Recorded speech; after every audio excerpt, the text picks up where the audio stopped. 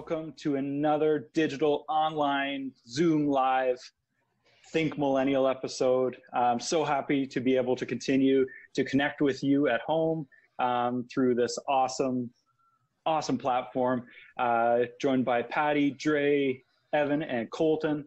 Thank you, everybody, so much for being here to just continue the conversation and talk about what everybody has going on right now in their world.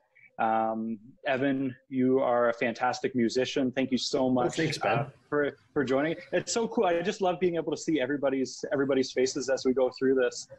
It's such an awesome way to be able to just to continue with Connect when right now we can't be together in person. Mm-hmm. So thank you both so much for being here. It's a pleasure.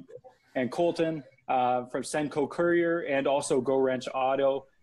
Thank you as well for joining us too. Thank you. Kolton actually just dropped off, Sendco just dropped off a bunch of things for Baby's nursery room last week. So thank you so much. I couldn't deliver all of the drywall and the 2x4. So thank you. You saved me on that one. But yeah, so thank you everybody so much for being here.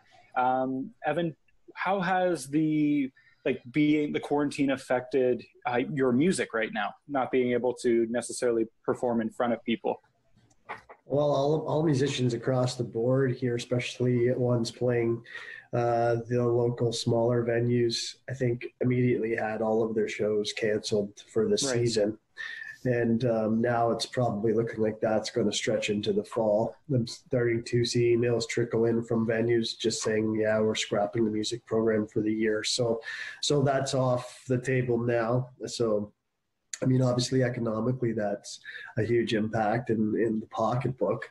But I think for a musician that's performing regularly and is out there, that's their social contact and they're engaging with their audience, there's a huge kind of gap there for an artist as well. Right. With your bandmates too, if you play in a band, like that's kind of like being in a family almost.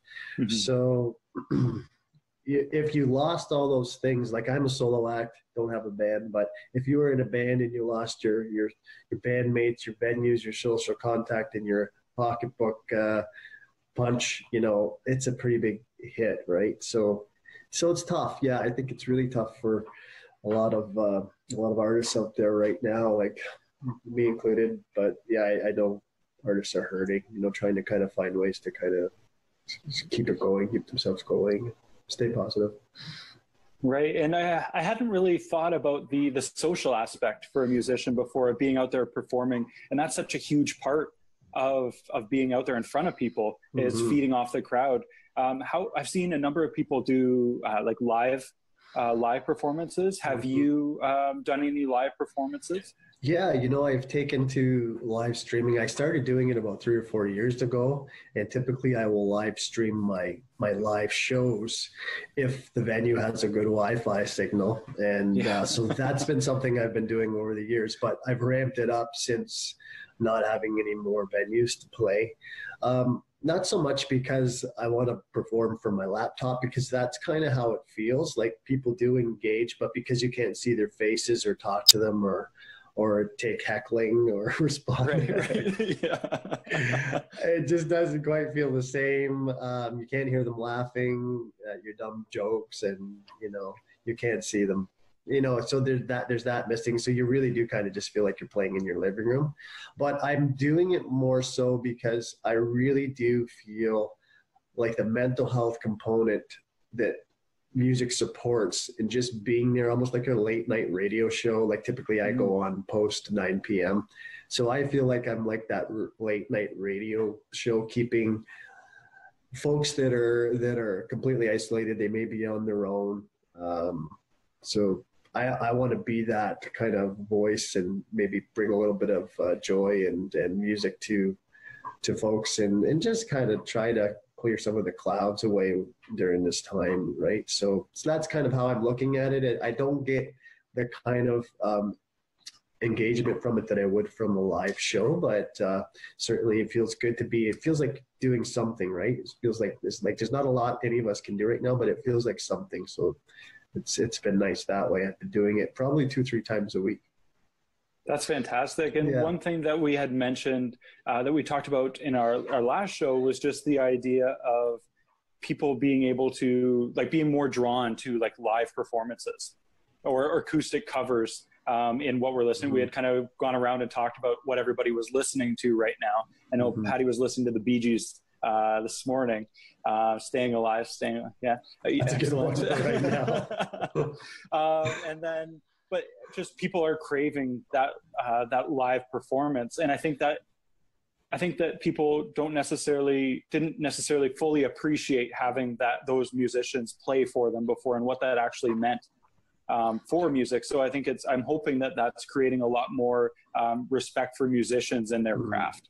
Oh, that's really nice. That's a nice thought. And I think musicians probably are appreciating their audiences as well, especially the ones that we like to call them super fans. You know, they come out and support your shows and buy your merchandise and stuff. Yeah, you know, I'm seeing a lot of artists out there really pushing into the live stream forum, and it's really good to see. I've been enjoying my old friend Mark Wilson's been out there doing quite a bit of streaming, and it's nice to see. Sean Brush from Hamilton, I see doing it quite a bit. I've seen Steve Strongman from Hamilton doing it a bit. These are guys that they're just interesting cats to watch, you know, like whether they're playing or not, or they're talking, they're interesting and they have something funny or thought-provoking to say. So it's really nice to see the music community, you know, pushing into that new form. And for a lot of them, it's brand new. Like they've never streamed before. They're just kind of like, okay, is this on, you know?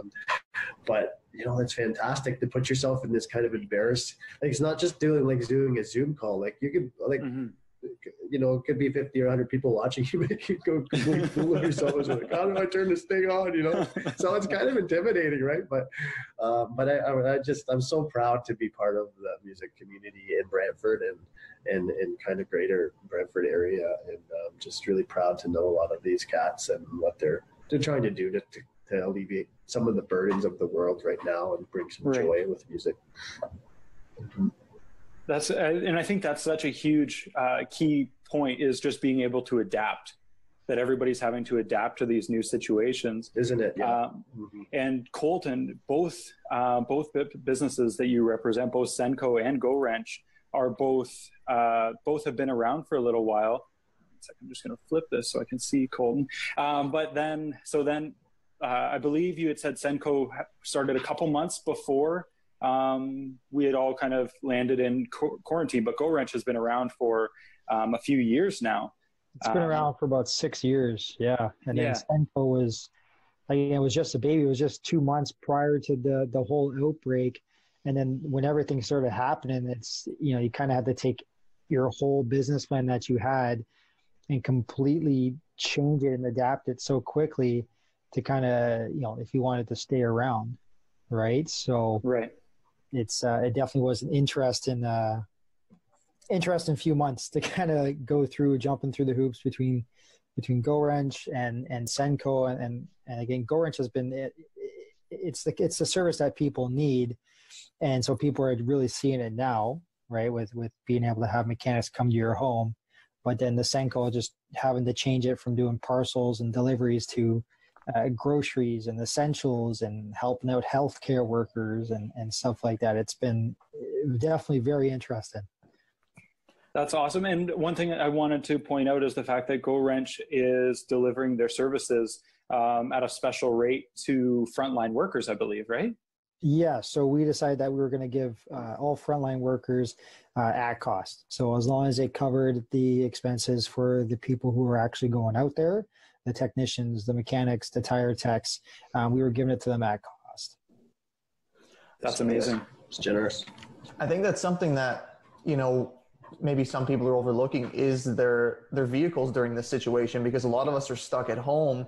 And I know for my example, my car wasn't starting the other day, and it's, you know, it's kind of been sitting there because, and it is a little bit of an older model. And I think there's a lot of people in that situation. Is that something that you guys are seeing more of? And if so, do you have any tips for people on how to not make their cars, you know, broken down during this time of being idle and stuck in the house? So one thing is that the vehicles nowadays they're not made to sit in one spot for a long period of time. right? So, I mean, you go away for a 2-week vacation, you're probably fine, but anything after that is kind of hard. So definitely people need to keep their vehicles running, right? So go out there for, a 5-minute drive or something just to keep it moving so that it's not sitting there idle. And there's a lot of people who are working from home. They don't have to go out other than to get groceries. Everybody's trying to stay inside, right? But again, it's a good thing. If you're not going to use the vehicle for more than 3 weeks, disconnect the battery so it doesn't drain. This way there's not going to be problems and unexpected bills that people are going to have when, they start going back to work. And did you guys have you seen like a big surge in that kind of stuff, that kind of related issues with people, forgetting about those simple things of, starting up your car and getting it going even for 5 minutes? Yeah, so we've definitely seen a spike with people saying, "Hey, I needed to go out and get groceries, and my vehicle wouldn't start, or I needed a boost, or something like that." And the same thing, we're trying to help people. If we can save them money during this difficult time and not have to come out there, and then we can focus on taking care of the companies who are running and the people who are having to, go to work because they're, a medical worker or something like that. So we have seen a spike in that, and we're just helping them out the best way we can so that they can prevent having to make a call and take money out of their pocket when they can spend it towards groceries. I have to apologize, guys. My name's actually not Brenda. I just noticed that now. First time on Zoom. Let's fix that right now. I'm just gonna put my website up there if people want to check out some. You can get a free download. That's great. So we had that happen. We had that happen with Dave Carroll and the mayor, because our mayor Kevin Davis, he goes by Kevin, but it's actually his middle name, so he's Donald Kevin Davis. So when he came up on Zoom, it said Donald Davis, and I was willing to ignore it, but Dave Carroll, your screen says Donald Davis. I like how you guys are so gracious. No one's like, "Hey, Brenda." You guys are so nice. It's a don't tell, don't ask policy. I wasn't gonna be the first. One thing that I was thinking of when you were talking about, vehicles is going forward, it'll be interesting to see, maybe not so much in a community like Brantford where we're not as heavily relying on transit as like a community like Toronto or Hamilton or Burlington or Oakville. I feel like more people are going to drive their vehicles as opposed to take public transit going forward. What are your thoughts on that? So, my business partner and I, we've been having discussions as to, what things are going to look like, post COVID-19 and what are things we can do now to kind of adapt and change. And that was one of the things that came up is are people going to, are more workplaces going to have permanent work from home spaces instead of people having to come in, because people are still going to have that, that COVID-19 in the back of their minds when everything does open up. And, that's a good point. And I do feel like there is going to be a drop in public transit unless transit systems can make, reliable changes and show people that they're taking the steps that they can to make things safe. But, there is going to be a lot of people who are going to be driving, but I think there is going to be a lot of people who are still going to be working from home when everything does clear. It's interesting what's been happening with the fuel prices and the price of oil lately too, right? Like we hit an all-time low yesterday or the day before. Yesterday, I think.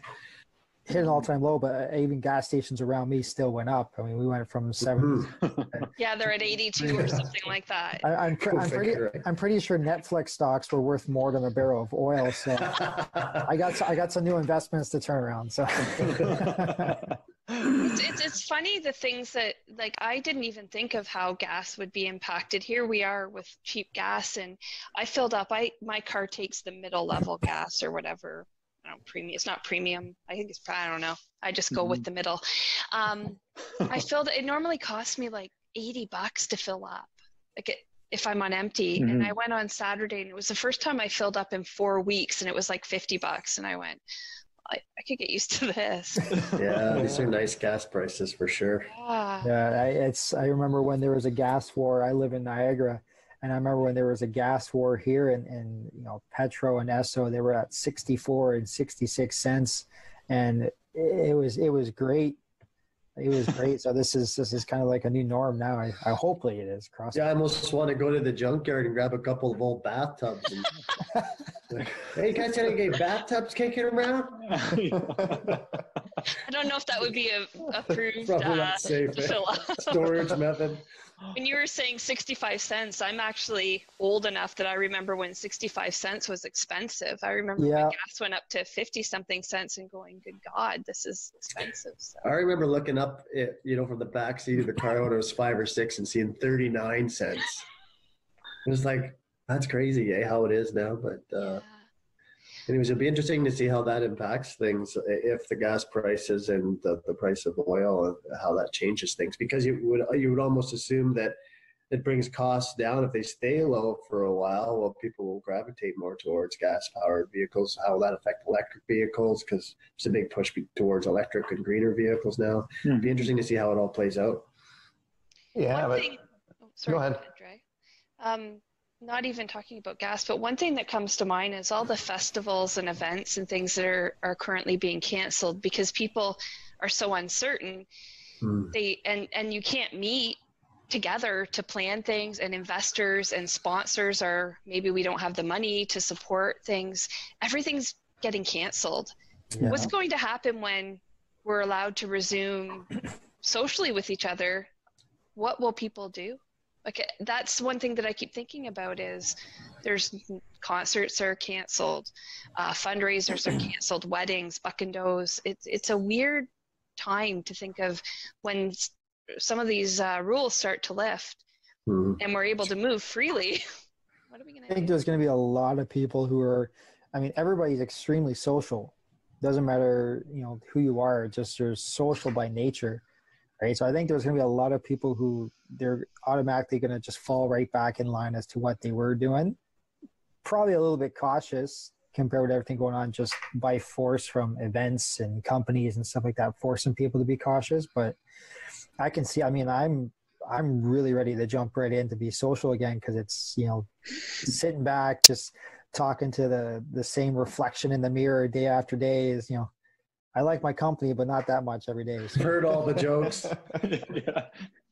You know what? I feel like we'll probably, because we are starting to see, places, for example, in the United States open up a little bit earlier than where we are. So I'm curious to see how maybe some of these places are going to respond. You're seeing places like Florida starting to open up beaches. I know Atlanta's starting to open up like hair salons and that sort of thing. So you really hope that there isn't a negative effect and that it happens gradually and people kind of ease into it. But I do feel like there's got to be some mistakes that are going to get made and we're going to have to learn from them. So yeah, it's a risk versus benefit piece as well, right? Like we can't keep everything on pause forever, and yeah, well, there's got to be risks. Yeah, there's got to be definitely a gradual reopen. Because looking at the stuff that's happening in the States where they're really forcing the reopen of a state because, they're getting the pressure from the public and that's what happened after the Cold War is people were stuck inside again in a lockdown and then people came out to celebrate the victory and then there was a second wave of that pandemic there. So again, there's, as much as we hope there's not going to be a negative outcome, I think them opening up now is a little early, especially when they have the highest numbers globally. I just hope it doesn't have like a negative impact like what happened in the Cold War when people, came out too early. Evan, one thing you've talked about is, and one of the reasons why I thought it would be great to have you join us is the effect this is going to have on our long-term mental health. We all know we're feeling stressed and anxious and disconnected. Introverts are now being forced to be home with everyone and not getting quiet time. Extroverts can't go out and make the connection that they need. Yeah. You've had some good thoughts on that. Maybe share some of those with us. Yeah. Well, I like what Kolton was saying there. Like everyone's a social creature. Some of us are social just within our family units, some with bigger units, some with massive, have massive connections and have massive social input and output. But One of the things that doesn't seem to be a piece of the discussion is how the economy affects mental health. And it's not directly like the lockdown has created isolation, and isolation obviously can lead to depression.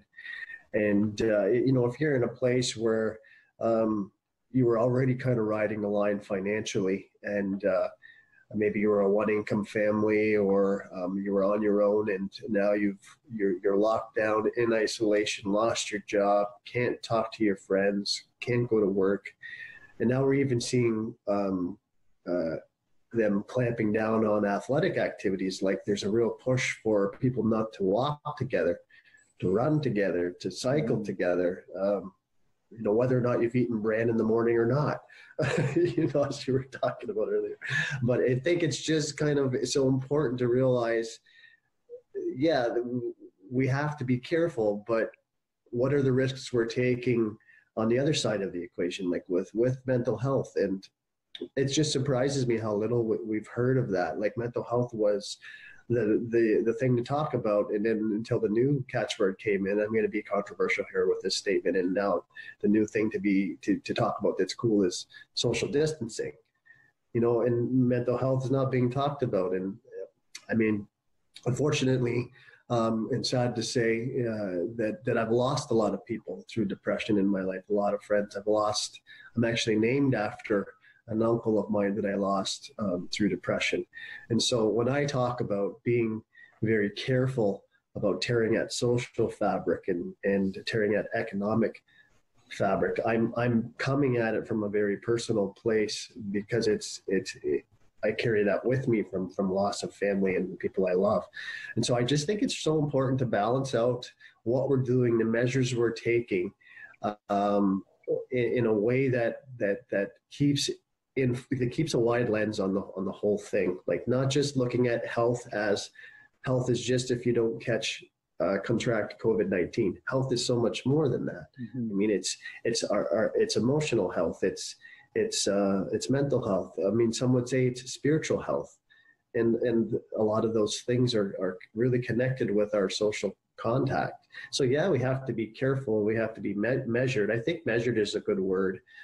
As we start to see, we hit the downslope of the effects of COVID, and we start to see the deaths per day go down, and maybe we start to see new statistics come in with about how the mortality rate of COVID, because there is new data coming in on that.